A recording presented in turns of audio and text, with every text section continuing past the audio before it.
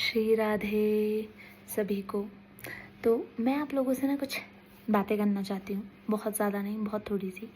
मुझे कभी कभी ऐसा लगता है कि हमारी जो जनरेशन है वो सबसे ज़्यादा समस्या वाली जनरेशन है, सबसे ज़्यादा परेशान जनरेशन है, सबसे ज़्यादा डिप्रेस जनरेशन है, एंजाइटी में जनरेशन है। पर मुझे समझ नहीं आता ऐसा क्यों है। हम रिस्पॉन्सिबल हैं, हम चीज़ों को समझते हैं, रिस्पॉन्सिबिलिटी लेते हैं, अपनी लाइफ को चेंज करने के लिए हमने गोल्स बना रखे हैं, मैनिफेस्टेशंस कर रखे हैं कि हम ये करेंगे, वो करेंगे, ऐसे करेंगे, वैसे करेंगे। बट हम फिर गिव अप क्यों करते हैं, हम डिप्रेस क्यों जाते हैं, हम एंजाइटी में क्यों चले जाते हैं।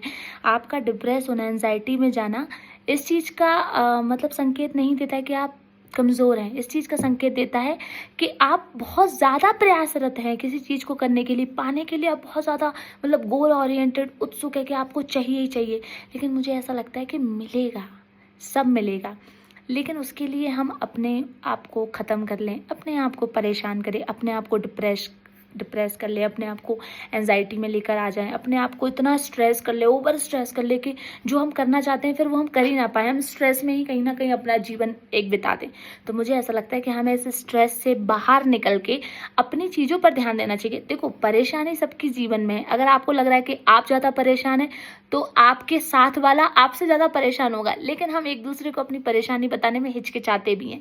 तो मेरे हिसाब से मुझे ऐसा लगता है कि आप लोगों को अपनी परेशानियों को बांटना चाहिए, बात करनी चाहिए, उन पर चर्चाएं करनी चाहिए। आपको अपनी परेशानी को समझने का प्रयास करना चाहिए कि परेशानी का मूल कारण क्या है, और अगर परेशानी आई भी है तो समाधान भी तो लेकर आती है मेरे प्यारे दोस्तों। तो समाधान पर भी ध्यान दीजिए। जितना आप परेशानी को बढ़ा के खींच के इतना बड़ा कर देते हैं, आपको समाधान को भी ध्यान में रखते हुए समाधान पर भी कार्य करना है। और मुझे विश्वास है कि आप समाधान पर कार्य करेंगे और अपनी परेशानियों से बाहर निकलेंगे, और हमारी जनरेशन ना देश का भविष्य बनाएगी। हमारी जनरेशन ऐसे डिप्रेस वाली जनरेशन नहीं है, मुझे नहीं लगता।